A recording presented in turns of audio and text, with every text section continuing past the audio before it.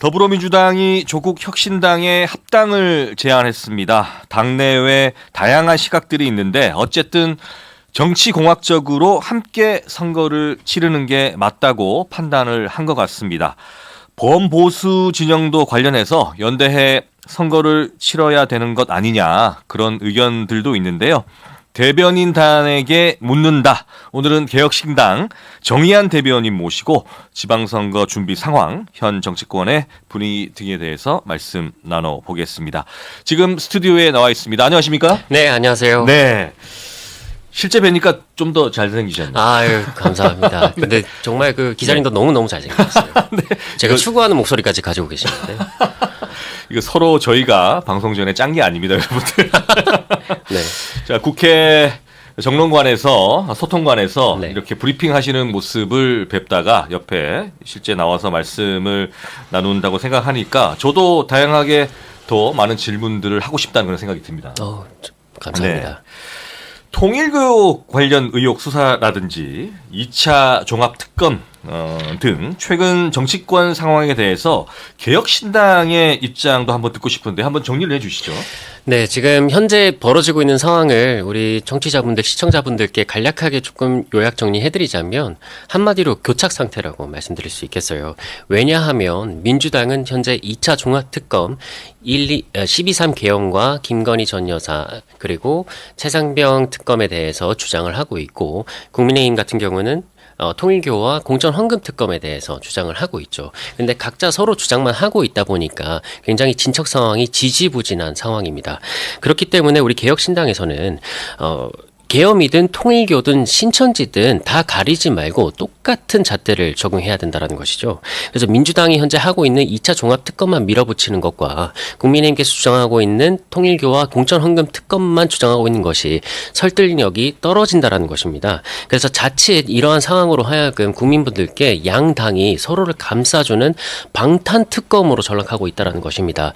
이게 어떻게 비춰질 수 있냐면 서로가 서로를 필연적으로 필요로 하는 적대적 공생관계, 기이한 기생관계로 볼 수 있다는 것이죠. 그래서 저희 개혁신당에서는 오직 법과 원칙이 기준이 되는 특검이 자리 잡아야 된다고 생각합니다. 현재 진행되고 있는 사건 바이 사건이 아니라 사람 바이 사건으로 우리 편 감싸주기 특검이 아니라 다시 한번 말씀드리자면 개혁신당은 오로지 기준이 정립이 된 특검이 신속하고도 성역 없이 실행돼야 된다고 말씀드리겠습니다. 네, 뭐 이렇게 관련 의혹들이 수사가 지지부진하다 보니까 뭐 전재수 의원 같은 경우는 거의 시장 출마가 임박한 것 같더라고요. 네, 맞아요. 네. 그래서 현수막도 거시고 이제 뭐 법산 시민을 위해서 이렇게 열심히 일하시겠다고 하시는데 네. 본인이 사실상 먼저 넘어야 될 산이 있음에도 불구하고 그렇게 무리수를 두는 것으로 저는 보여집니다. 네.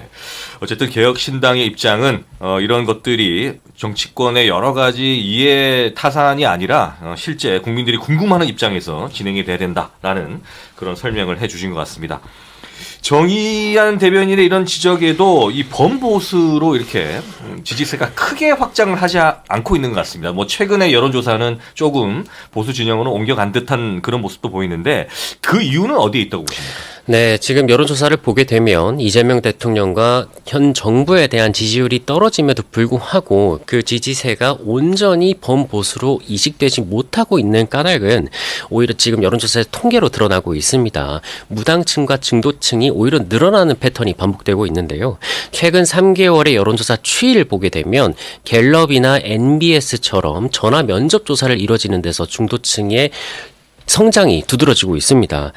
물론 국민의힘에서 최근 장동혁 대표가 단식을 통해서 내부 결집을 통한 그리고 민주당의 그 통일교와 의혹과 그리고 공천헌금 의혹에 대한 부분 때문에 지금 반사 이익을 얻고 있지만 결과적으로 결정적 판 뒤집기까지는 못 간 상태라는 걸 여론조사가 보여주고 있는 것이죠. 저는 현재 중도층과 무당층께서 이재명 정부에 대한 지지율이 떨어지고 있어서 거기에 대한 이탈은 발생했을지언정 범보수에 대한 선택은 아직까지 유보하고 계신 걸로 보입니다. 거기에 대한 이유가 크게 세 가지가 있는데 첫 번째로는 현재 반 이재명을 넘어 넘어서 범보수가 미래에 대한 청사진을 제공하지 못하고 있다라는 것이에요. 통일교 특검, 공천헌금 특검 다 좋다 이겁니다. 네. 근데 그 이후에 정말 대한민국 경제, 안보, 외교, 연금, 부동산에 이르기까지 누가 정말 그 대안을 제시하고 방향성을 제시할 수 있는 거에 대한 물음표가 남아있기 때문에 현재 지지세가 옮겨가지 못하고 있는 것으로 보이고요. 네. 두 번째로는 인물과 세대 교체가 여전히 부족하다는 점입니다. 20대, 30대, 40대가 보기에는 과거 싸움하던 얼굴들이 아직까지도 보수 전면에 나서고 있는 상황들이거든요. 네. 전혀 변화가 없다라는 것이고 마지막에는 스스로 깨끗하다라는 신뢰가 보수 차원에서 지금 부족하다라는 것이에요. 통일교 특검, 공천헌금 특검은 남의 일이니까 강하게 말하지만서도 2차 종합특검과 신천지에 대해서는 목소리를 낮추고 저자세로 임하고 있는 모습으로 하여금 국민들께서 아직까지 물음표를 던지고 계시는 것으로 보입니다. 그래 개혁신당 관점에서 다시 정리하자면 반 이재명 표가 결코 범보수 표로 이어지고 있지 않다. 그렇기 때문에 지금 중간에 붕 떠 있는 중도층을 저희가 포섭하기 위해서라도 네. 저희가 확실하게 대안 세력이 될 수 있는 정책 방향을 제시하는 것이 급선무라고 생각합니다. 네. 최근 범진보 진영의 연대, 민주당과 조국혁신당 합당을 추진하겠다라고 발표를 했는데 이게 정계 개편이 좀 이뤄지는 그런 분위기입니다. 범보수 진영에서의 개혁신당에 대한 그런 요구들도 있는 것 같은데요. 어떻습니까? 이준석 대표는 국민의힘과의 합당에 대해서 좀 부정적으로 현재까지는 발언을 하시던데. 네, 맞습니다. 이준석 대표께서 부정적으로 말씀하시는 그런 가운데 저희가 면면을 좀 들어볼 필요가 있어요. 그걸 네. 조금 해석해보고 분석해보자면 네. 지금 민주당과 조국당의 그런 통합이 파열음이 들리고 있잖아요. 네. 처음에는 잘 이루어지는 듯 하다가도 내부에서 그렇게 껄끄럽게 진행되는 이유가 각자 당의 색채를 온전히 띠지 못한 상황에서 이루어지는 까닭이라고 생각을 합니다. 지금 현재 민주당은 1인 1표제를 통해서 강성 권리 당원 체제로 전환을 하고 있고 네. 조국혁신당 같은 경우도 당이 창당한 이유 자체가 검찰과 사법개혁을 단행하겠다는 강성 지지층의 결집 세력이거든요. 그렇죠. 근데 그 둘이 합쳐지게 되면 누가 봐도 더 왼쪽으로 갈 것이 자명한 가운데 오히려 민주당 차원에서도 당원 주권을 외치면서도 내부 결속과 당원 수기가 충분히 협의가 이루어지지 않았다라는 점과 조국혁신당도 창당 기조와 다르게 오히려 민주당이 흡수 합당당하는 그런 DNA가 이식되는 그런 모습이 물밑에서 진행되면서 내부에서 곳곳에서 파열음이 나온다라는 것을 미뤄봤을 때 네. 범보수 차원에서 개혁신당과 국민의힘이 합치는 것이 민주당과 조국당이 합치는 그림과 똑같은 모양새로 갈 수 있는 가능성이 커지기 때문에 이준석 대표님께서 그 부분에 있어서 경계를 하고 계신 것이고요. 어쨌든 먼저 선행되어야 되는 국민의힘 쪽에서 먼저 선행되어야 되는 과거와의 절연이 반드시 되어야만 개혁신당이 나가고자 하는 추구하고 있는 개혁이 온전히 이루어질 수 있다라는 점 말씀드립니다. 바닷물을 보더라도 소금이 차지하는 비율이 바닷물 전체 양에 비해서 3%에서 3.5%밖에 되지 않거든요. 네. 그럼에도 불구하고 그 방대한 바닷물이 썩지 않을 수 있는 이유는 바로 소금 때문인 겁니다. 소금의 양이 적다고 무시하다가는 지금 현재 정치판에 고인물들이 썩어가고 있는 이런 과정을 우리가 보고 있듯이 결코 온전히 우리가 개혁을 단행할 수 없다라는 점을 말씀드리겠습니다. 네. 자, 여러모로 정계 개편 속 분위기가 있는데 지금까지는 범보수 진영의 국민의힘과의 어떤 합당이나 연대 좀 부정적으로 바라보시는 것 같습니다. 자, 개혁신당의 지방선거 준비 상황에 대해서도 좀 여쭤보고 싶은데요. PK 지역 지방선거 준비 상황 어떻습니까? 이 인재 영입이라든지. 네. 저희 개혁신당은 우선 부산을 청년 정치의 거점으로 바라보고 있다고 말씀드리고 싶고요. 이미 부산 전역에 개혁신당의 99만 원 선거에 관련한 현수막을 개첩하고 있고 청년과 지역민을 대상으로 타운홀 미팅도 물밑에서 계속해서 이어가고 있습니다. 그렇군요. 네. 또한 그래서 20대, 30대, 40대 스타트업 사장님들, 중소상공인들, 그리고 직장인들, 대학생들과 함께 연계해서 우리가 어떻게 인재 영입을 제대로 할 수 있는지에 대해서 필요성을 논의하고 있고요. 네. 이들을 통해서 저희가 추구하는 바는 기존 정당 조직에 기대지 않고서도 우리 동네 직장, 대학 내에서 네트워크 기반으로 풀뿌리 민주주의를 실현하자는데 그 목적을 두고 있기 때문에 그에 대해서 많은 분들이 호응하여 주고 계시고 반응해 주고 계십니다. 그래서 저희 온라인 공천 시스템이 이미 활성화가 되어 있고요. 네. 거기에 이미 300명이 넘는 분들 전국에서 모여들고 계십니다. 저희는 4,000명을 목표로 하고 있기 때문에 네. 이미 빠른 출발을 하고 있다라고 말씀드리겠습니다. 이 시스템이 완료가 됐다는 의미인가요? 그러면? 네, 시스템 구축이 완료가 됐고 네. 거기에 있어서 온라인으로 공천 시스템을 누구나 아무나가 아닙니다. 누구나 할 수 있게끔 저희가 만들어놨기 때문에 이 모든 장을 여러분께 돌려드리겠다는 취지입니다. 네, 개혁신당의 어떤 정치적인 입장이나 이런 그 당론에 동의를 하시는 분들은 이런 온라인 공천 시스템을 통해서 함께 하시면 된다는 그런 말씀을 드리겠습니다. 네. 자, 원내 양당은 이제 부산시장 후보군들이 이름이 나오고 있는데 개혁신당은 어떻습니까? 정의한 대변인의 이야기도 있는 것 같고 본인 입장을 좀 듣고 싶은데 어떻습니까? 네, 언론에서도 30대 부산시장의 도전 가능성에 대해서도 다뤄주고 계시고 제가 지역에서도 현수막이나 아까 말씀드렸던 간담회를 통해서 단순한 메시지 홍보를 넘어섰다라는 시각도 있으신데요. 네. 이게 실제로 출마 전초전으로 많이 봐주시고 계신 것 같습니다. 그래서 오늘 이 자리에서 조금 말씀드리자면 네, 좀 속 시원하게 네. 말씀해주세요.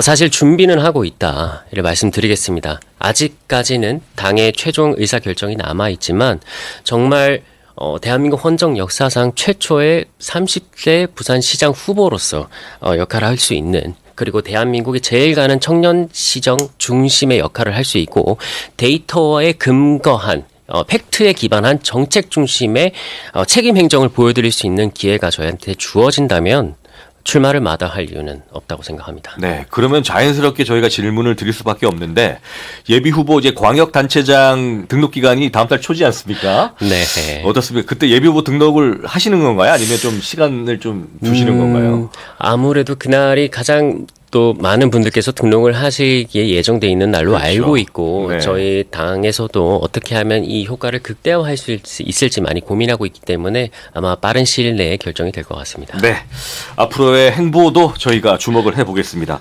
이제 본인이 이게 부산시장에 출마할 생각이 있다고 말씀을 하셨기 때문에 자 그러면 지역의 주요 현안들도 한번 쭉 훑어보셨을 테고 네. 어떤 문제점이 있는지도 파악을 하셨을 테고 또 박형준 부산시장의 지난 5년의 시정도 나름의 평가를 하고 계실 텐데 이 부분 좀 여쭤봐도 되겠습니까? 네, 지금 많은 분들께서 고민하고 또 걱정하시는 가운데 제가 생각하는 부산의 가장 큰 필요한 현안 중 4가지 말씀드리겠습니다. 첫째로 청년 유출이 되면서 인구 감소가 가속화되고 있다는 부분이 있고요.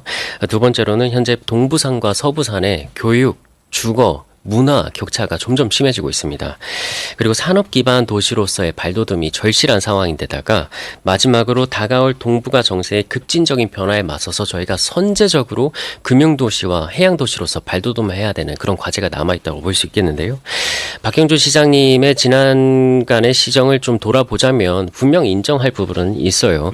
북한 재개발을 추진하고 계신다라는 부분과 과감하게 엑스포 추진을 위해서 도전을 하셨다라는 부분 그리고 15분 도시 같은 그런 인프라를 구축하려고 하고 계신다라는 부분에 있어서는 저는 평가할 수 있다고 봅니다.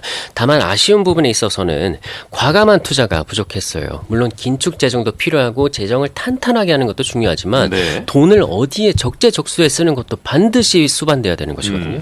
그래서 세대 산업 구조의 혁신이 급진적으로 이루어질 수 있는 데에 대해서 온전히 투자가 적절하게 이루어지는지에 대해서는 좀 물음표가 남아 있습니다. 그렇기에 지금 현재 청년이 체감하고 있는 주거나 일자리, 문화, 교육에 대한 변화가 사실상 미흡하다고 많이 말씀해주고 계시고요. 그래서 저는 이제 부산이 과거 하드웨어 구조의 시장에서 점차 데이터와 산업 그런 외부 교류로 눈을 돌려야 된다라고 좀 말씀드리고 싶습니다. 부산이 이제는 자력으로 갱생할 수 있는 시점이 점점 짧아지고 있기 때문에 이제는 변화의 시점이 다가왔다고 말씀드리겠습니다. 네. SK 최태원 회장이 시간이 얼마 남지 않았다고 발언한 게 뭐 저희한테도 충격적이었는데 네. 부산의 시간도 그렇게 많이 남지 않았어요, 그렇죠? 맞습니다. 저희 네. SK 최태원 회장 같은 경우도 이제 몇 개월 전부터 계속해서 말하고 있는 게 한일경제 공동체잖아요. 그렇죠. 네. 물론 이제 역사적 그리고 정치적인 상황들도 풀어야 할 문제가 아직 많이 남아 있지만 경제적으로 봤을 때는 두 나라가 스스로 생존하기에는 많이 어려운 시점이 도래했다고 최태원 회장도 말하고 있습니다. 네.